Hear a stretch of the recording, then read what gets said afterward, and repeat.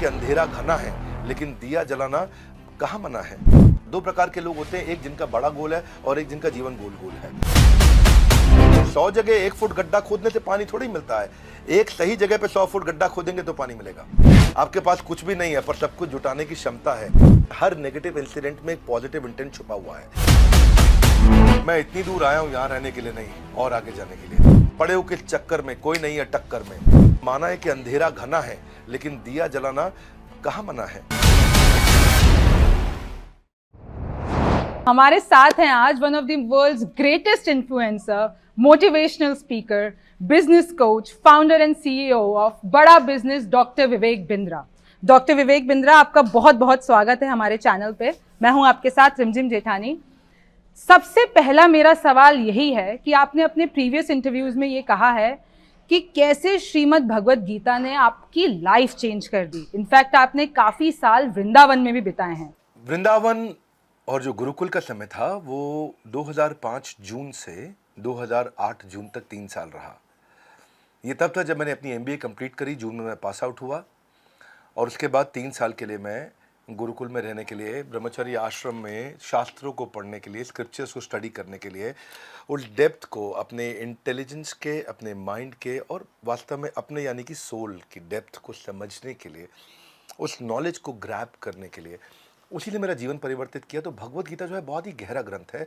वहाँ पे ना जो है कृष्ण के माइंडसेट का एक्सेस मिलता है। हम ये क्यों कोट्स पढ़ते हैं इलॉन मस्क के, हम क्यों पढ़ते हैं कुछ और बड़े बड़े एंटरप्रेन्योर्स हैं दुनिया भर में जिनको हम पढ़ते हैं, सुनना चाहते हैं, क्योंकि हम देखना चाहते हैं वो कैसा सोचते हैं, वो कैसा कठिन परिस्थिति में उनकी क्या विचारधारा, उनकी फ़िलॉसफ़ी क्या है। वो फ़िलॉसफ़ी, वो विचारधारा मुझे कृष्ण की जाननी थी, जिन्होंने भगवत गीता को स्टीयर किया, अर्जुन के साथ में हम सबको वो ज्ञान दिया। तो शुरुआत वहीं से हुई थी। कुछ ही सालों के अंदर मैंने सारे शास्त्र पढ़े और फिर उसके बाद मुझे सेवा दिया गया कि मुझे उन पर कुछ कथा प्रवचन भी करना है।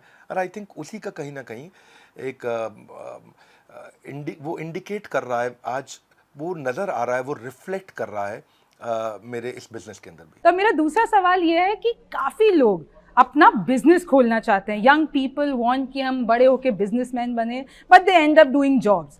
तो what do you think is the main reason behind this? देखिए, बिजनेस मॉडल और रेवेन्यू मॉडल को पहचानना बहुत जरूरी है।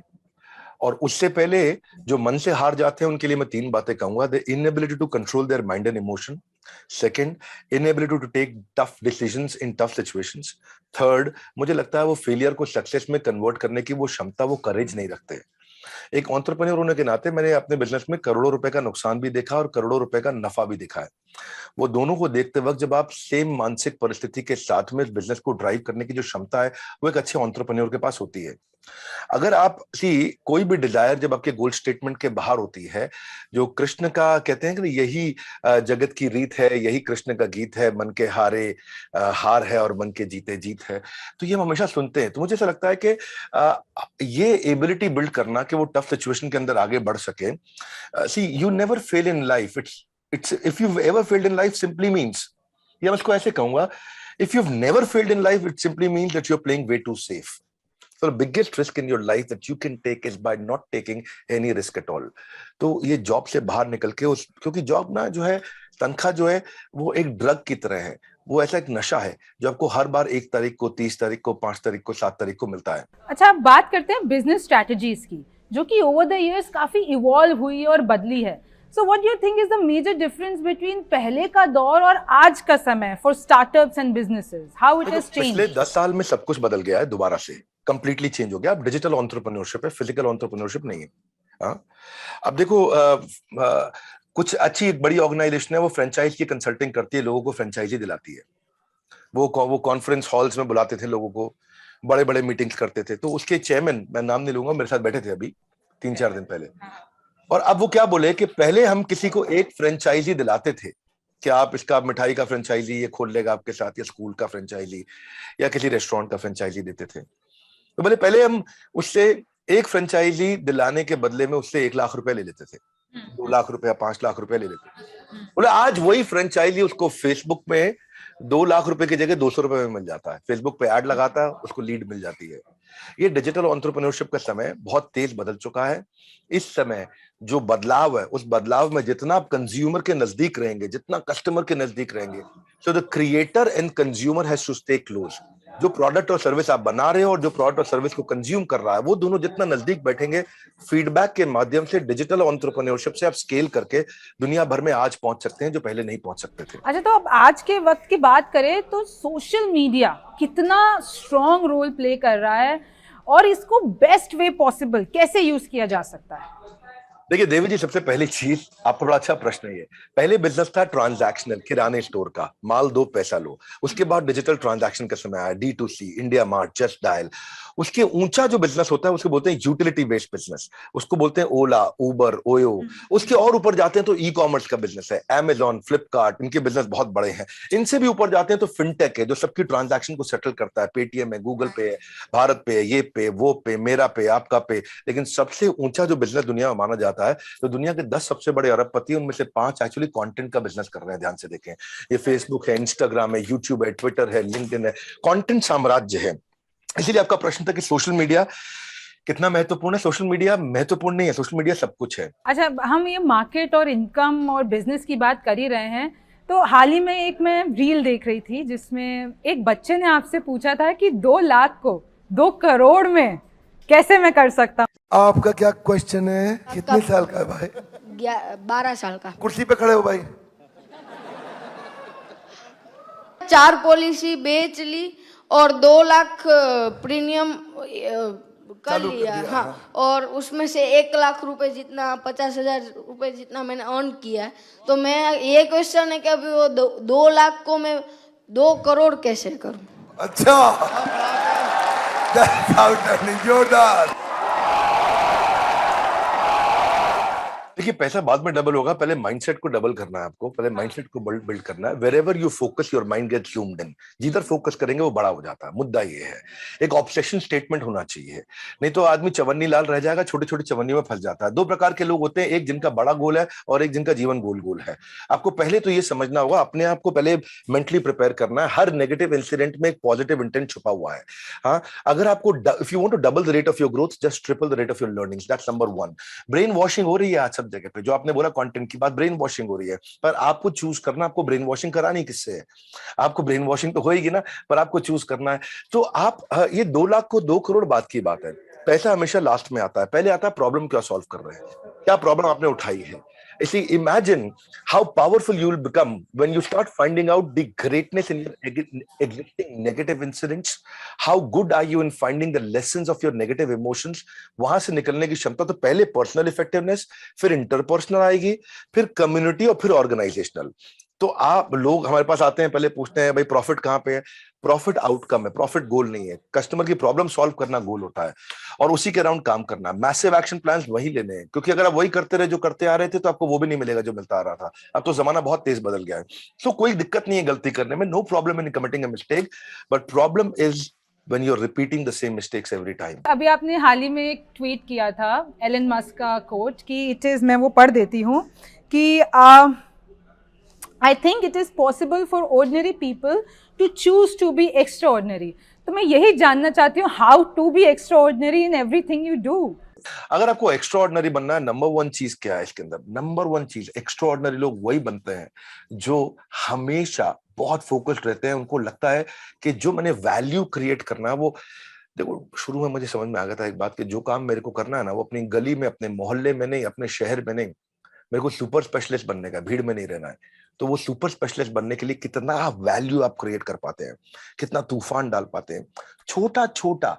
अब वो कहते हैं कि आज अगर सीढ़ी चढ़ के ऊपर जाऊंगा मैं 10 माले तक, तो आर्नोल्ड तो बन नहीं जाऊंगा। तो क्योंकि आज आर्नोल्ड नहीं बन जाऊंगा, तो इसलिए मैं चढ़ता ही नहीं। छोटे छोटे इंप्रूवमेंट्स उस एक्सीलेंस के अराउंड अपने करंट पोटेंशियल को बड़ा कर दो। अब मैं, आप और यहाँ मौजूद जितने व्यूअर्स, सबके पास बराबर पोटेंशियल है। समस्या क्या है? हमारा बिलीफ सिस्टम कमजोर है, वो हमारे पोटेंशियल को बाहर निकलने नहीं देता है। उस बिलीफ सिस्टम को खुद ही बड़ा कर सकता हूं मैं, और कोई नहीं करेगा। कैसे करूंगा? 2 चीजें करके करूंगा। ऐसे लोगों के साथ उठूंगा बैठूंगा जिसका बिलीफ सिस्टम मजबूत है, और दूसरा, मैं परिस्थिति से प्रभावित नहीं होऊंगा, मनस्थिति को बिल्ड करूंगा। ये 2 चीजें हो गई कि मेरे साथ कुछ बुरा हो रहा है, तो मेरी मनस्थिति कैसी है, परिस्थिति नहीं देखूंगा मैं कभी भी फोरग्राउंड नहीं देखूंगा, बैकग्राउंड देखूंगा, मैं कभी भी फ्रूट्स नहीं देखूंगा, मैं रूट्स देखूंगा। और दूसरा जो मैंने बताया, ऐसे लोगों के बीच में आपको भीड़ में फेंकना पड़ेगा अपने आप को जो एक्स्ट्राऑर्डिनरी है। तो एक्स्ट्राऑर्डिनरी की बात करें तो अभी 2020 में आपको पहला गिनीज रिकॉर्ड मिला था और इन 2 सालों में आपके पास 8 ऐसे टाइटल्स आ चुके हैं और उस टाइम पे कोविड क्राइसिस भी चल रहा था। तो ये समय आपके और आपके बिजनेस के लिए कैसा रहा? पहला वर्ल्ड रिकॉर्ड का अटेम्प्ट हमने करने से केवल 5 दिन पहले सोचा था, प्लान किया, इवेंट किया, वर्ल्ड रिकॉर्ड हो गया। फिर हमने सेल्स पे वर्ल्ड रिकॉर्ड बनाया। जब हम वेबिनार करते लाखों लोग आके देखते हैं। स्ट्रैटेजी पे बनाया, रिटेल पे बनाया, स्टार्टअप पे बनाया, लीडरशिप पे बनाया। हमने बहुत सारे सब्जेक्ट पे बनाए गए। कई टेक्नोलॉजी के चैलेंजेस आए क्योंकि घर पे बैठे थे सबके सब, इंटरनेट की बैंडविड्थ लिमिटेड थी, सब घर पे बैठ के काम कर रहे थे, लिमिटेड इंटरनेट था। उन दिनों बिल्कुल एक दूसरे के पास कुछ ट्रैवल करने के लिए भी नहीं था, बहुत दिक्कत आ रही थी उस समय। पर मुझे लगता है कोरोना ने हमारे को एक गिफ्ट दिया, वो गिफ्ट ऑफ टाइम। हमारे को टाइम बहुत मिला घर पे बैठ के, और टाइम मिला सोचने के लिए। लोग हमेशा बोलते थे समय नहीं है, समय नहीं है, समय नहीं है। कोविड में हमारे को वो समय मिला, हम सोच सके, और उस क्राइसिस को फिर हमने क्या किया, एडवर्सिटी को अपॉर्चुनिटी बनाया। लोग वहां स्ट्रांगली मेंटल हो रहे थे, हम मेंटली स्ट्रांग होते जा रहे थे। और आई थिंक फिर डिजिटल एंटरप्रेन्योरशिप भी है जिसको बहुत बड़ा वेव, बहुत जंप मिलता है। और आई थिंक फिर टेलविंड हमारे फेवर में थी, परिस्थितियां हमारे फेवर में थी। लोग घर बैठ के कंटेंट कंज्यूम करना चाहते थे, इसलिए हमने 8 अटेम्प्ट किए और 8 में वर्ल्ड रिकॉर्ड बना। पहले रशिया, चाइना, यूएस के पास ये वर्ल्ड रिकॉर्ड हुआ करते थे, ये सारे उठा के हम भारत में ले आए। अब ना आप टॉप सीईओज को भी एडवाइस देते हैं, सो वी आर क्यूरियस उनके क्या questions, they are already at a very high position, तो उनके मन में क्या सवालात रहते हैं आपसे? देखिए, चाहे कितने भी बड़े सीईओज क्यों ना हो, आज इस समय नंबर 1 चैलेंज सबको यही आता है कि अच्छा टैलेंट एक्वायर कैसे करें, अच्छा टैलेंट एंगेज कैसे करें, अच्छे टैलेंट को रिटेन कैसे करें। ये सबसे बड़ी समस्या है। दूसरा, कोई भी अच्छा सीईओ होता है वो हमेशा, आप देखते हैं ज्यादातर सीईओ 90, 95, 98% ऑपरेशंस में बिजी हो जाते हैं और ऑपरेशन से बाहर नहीं निकल पाते। जिसको साधारण भाषा में अगर देखोगे तो गल्ले पे बैठने वाला व्यापारी, उसके बिना काम नहीं चलता। आज भी मैं एक बड़े एंटरप्रेन्योर के साथ था, उसके कपड़ों के बहुत सारे शोरूम्स हैं इंडिया के अंदर, और उनकी सबसे बड़ी समस्या क्या है, उनके बिना काम नहीं होता है। तो आप, मेरी एब्सेंस में बिजनेस कंटिन्यूस कैसे ग्रो करेगा, ये बड़ा इंपॉर्टेंट प्रश्न है। इसमें 3 बातें हैं। मेरी एब्सेंस में बिजनेस ग्रो करे, कंटिन्यूस ग्रो करे, प्रॉफिटेबली ग्रो करे in my absence, sustainably, profitably growing in my absence. तो ये 4 बातें समझनी है। Sustainably, profitably growing in my absence. Sustainably मतलब लंबे समय तक, प्रॉफिटेबली मतलब पैसा बचना चाहिए, ग्रोइंग मतलब बढ़ना चाहिए, इन माय एब्सेंस मतलब मेरे बिना हो जाना चाहिए। इसी से ये सवाल आता है कि आपका वेंचर है बड़ा बिजनेस, सो इसके पीछे का concept and what you guys do. बड़ा बिजनेस का बड़ा सिंपल सा कॉन्सेप्ट है जी। हम चाहते हैं quality education at affordable price. हम लोगों को एंटरप्रेन्योरशिप सिखाना चाहते हैं। भागलपुर के गांव के बच्चे को बोस्टन पहुंचाना चाहते हैं, पीलीभीत के बच्चे को हम पेरिस की टॉप यूनिवर्सिटी के बराबर कंपीट करने के लिए खड़ा करना चाहते हैं। आज एक अमीर व्यापारी का बच्चा विदेश में जाके पढ़ सकता है, लेकिन हमारे यहाँ पे गरीब आदमी का बच्चा नहीं पढ़ सकता। तो उनके कंधों को बराबर कैसे किया जाए, यही बड़ा बिजनेस का एक मिशन है।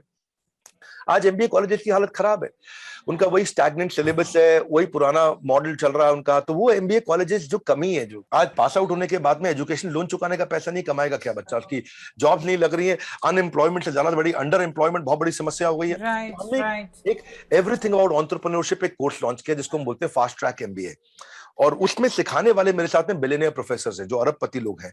वो आकर के सिखाते हैं जिन्होंने अपने बिजनेस को बड़ा किया है। मैं कोई नौकरी पे, तनख्वाह पे प्रोफेसर नहीं लेकर के आया, मैं उनको प्रोफेसर बनाया है जिनके पास रैग्स टू रिचेस की स्टोरी है और जिनके पास वो स्ट्रैटेजी है जो आकर के सिखाते हैं। तो हमारे प्रोफेसर बहुत पावरफुल है। हमने हर इंडस्ट्री के नंबर 1 को लिया है। हमने एफएमसीजी से लिया, हमने फार्मा से लिया, हमने ऑटोमोबाइल से लिया, हमने रिटेल से लिया, सर्विसेज से लिया, मैन्युफैक्चरिंग से लिया, इंश्योरेंस से लिया, बीएफएसआई, हर जगह से हमने टॉप लोगों को उठाया और उनके चेयरमैन को अपने साथ कोलैबोरेट करके प्रोफेसर बनाया ताकि वो सिखा सके और अफोर्डेबल तरीके से एक आदमी सीख सके। जब लोग दूसरे को मोटिवेट करते हैं, अगर मैं दूसरे को मोटिवेट करती हूँ, कभी कभार मैं खुद को नहीं संभाल पाती हूँ। So how does it happen in your case? Bhagavad Gita में कृष्ण ने कहा है दुखालय मशाश्वतम, दुख आलय इसका मतलब क्या है? ये दुखों का घर है। हिमालय मतलब बर्फ का घर है, मदिरालय मतलब मदिरा का घर है। इसी तरह ये भोजनालय भोजन का घर, ये दुखालय है। यहाँ पे दुख रहेंगे ही रहेंगे। आज दुनिया के सबसे अमीर आदमी की धर्मपत्नी भी उसको छोड़ के चली गई है। मुझे नाम बताने की आवश्यकता नहीं है, आप अमेजॉन कंपनी को जानते हैं। तो दुख यानी कि दुनिया के सबसे अमीर आदमी के घर में भी दुख है, और उनका दुनिया का सबसे महंगा डिवोर्स भी हुआ। तो जहां दुख हमेशा रहेंगे, पर इस दुखों को दूर करने के लिए आपको जैसे एक फ्रिज को चलाने के लिए फ्रिज का मैनुअल चाहिए, मोबाइल को चलाने के लिए मोबाइल का मैनुअल आपको पढ़ लेना चाहिए, ऐसे ही इस संसार में अपने आप को, अपने जीवन को चलाने के लिए जीवन का मैनुअल पढ़ना चाहिए। और जीवन का मैनुअल है भगवत गीता, जो कि कृष्ण ने दिया है, बताया कि जीवन को कैसे जीना है। तो वहां से मेरे को मोटिवेशन आता है, वही मेरा सक्सेस मंत्र है, वहीं से मैंने बाउंस बैक करना सीखा है। आप बहुतों की इंस्पिरेशन बन चुके हैं अभी, आपका इंस्पिरेशन कौन है? देखिए, पहला मेरा इंस्पिरेशन मैं बता चुका हूं, जिसको मैं दोहराने की आवश्यकता नहीं है, वो भगवत गीता है। दूसरी मेरी इंस्पिरेशन जो है वो हमारी अपनी टीम के लीडर्स हैं, हाँ, जो जिनके कारण हम इसको ड्राइव कर पा रहे हैं, इस बड़ा बिजनेस को। आज बड़ा बिजनेस में टॉप क्लास लीडर्स काम करते हैं। आज हमारे 120 ऑफिसेज हैं। तो मेरी अपनी टीम जो दिन रात काम कर रही है, जो हर टाइम जोन में काम कर रही है, रात को 2 बजे भी दिखते हैं काम करते हुए, दोपहर में 2 बजे भी दिखते हैं, सुबह 5 बजे भी काम कर रहे होते हैं, रात को शाम को 5 बजे भी काम कर रहे होते हैं। तो ऐसी टीम मुझे नहीं पता भगवान ने कहां से भेज दी हमारे पास। इतनी पावरफुल टीम है हमारे पास में, इतने सॉलिड लीडर्स हैं और इतने इंटेलिजेंट जीनियस लीडर्स हैं हमारे। तो मैंने अपनी लीडरशिप में इन्वेस्ट किया है और उनके साथ ही रहता हूं, उनके साथ ही समय बिताता हूं। वो मेरी इंस्पिरेशन है। और मेरी तीसरी इंस्पिरेशन है मेरे कंज्यूमर, जो मुझे सिग्नल देते रहते हैं कि हमारे लिए कुछ ऐसा कर दीजिए, हमारे लिए वैसा कर दीजिए। तो हम कंज्यूमर के नजदीक रहते हैं, वो हमारी इंस्पिरेशन है, वही हमें सिखाता है। एक बस मेरा आखिरी सवाल, ये मेरा खुद का ही, अभी हमने इतनी देर बातें की है तो एक निकल के आया है कि काफ़ी लोगों के दिल और दिमाग में होता है एक्सप्लोर करना चीज़ों को। उनके दिमाग में एक चीज़ वो नहीं सोच पाते, if I want to explore many things and then come to एक गोल नहीं हो पाता है, बहुत सारी चीज़ें करनी होती है। तो how to really deal with it, क्योंकि वो एक्सप्लोर करते करते, हर चीज़ में समय देते देते, you reach nowhere and you become maybe best in not everything. So इस चीज़ के साथ कैसे मैनेज किया जाए? This is my last question. धन्यवाद। जब भी ये समस्या आए, 3 प्रश्नों का उत्तर ढूंढो।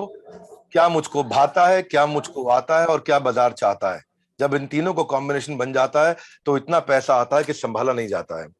मार्क जुकरबर्ग, उन्होंने सॉफ्टवेयर बनाना उनको आता था, वही उनको प्रोग्रामिंग करना उनको भाता था, और फेस मैश से फेसबुक बनना बाजार चाहता था, और वो ये उन्होंने ऐसा किया। बिल गेट्स, वो बचपन से ही प्रोग्रामिंग करते थे, तो आता है, भाता है, बाजार चाहता है। यहीं से Sanjeev Kapoor Indian celebrity chef बने, यहीं से कपिल शर्मा हमारे देश के सबसे पावरफुल पॉपुलर कॉमेडियन बने, यहीं से करसन भाई पटेल जो केमिकल्स का डिटर्जेंट बनाया करते थे, बेच बेच के निरमा के मालिक बने, यहीं से दिलीप छाबड़िया ने बढ़िया बढ़िया गाड़ियां बनाई, यहीं से सब मैं और आप भी आगे निकलेंगे। 3 प्रश्नों का उत्तर, जो मुझको भाता है, जो मुझको आता है, जो बाजार चाहता है। जब इन 3 का कॉम्बिनेशन बन जाता है तो इतना पैसा आता है कि संभाला नहीं जाता। With that, thank you so much. और मैं हरे कृष्णा के साथ ये कॉन्वर्जेशन एंड करना चाहूँगी, because in fact I have also red the scriptures and I know कि उसके लिए मैंने खुद ने पढ़ने की कोशिश की थी, मेरे पास कोई गुरु नहीं था अभी तक, but I just hope in fact मैं भी उस तरीके से आगे बढ़ पाऊँ। So thank you so much doctor Bindra हमारे साथ जुड़ने के लिए। Thank you. Thanks Devi ji, thank you very much.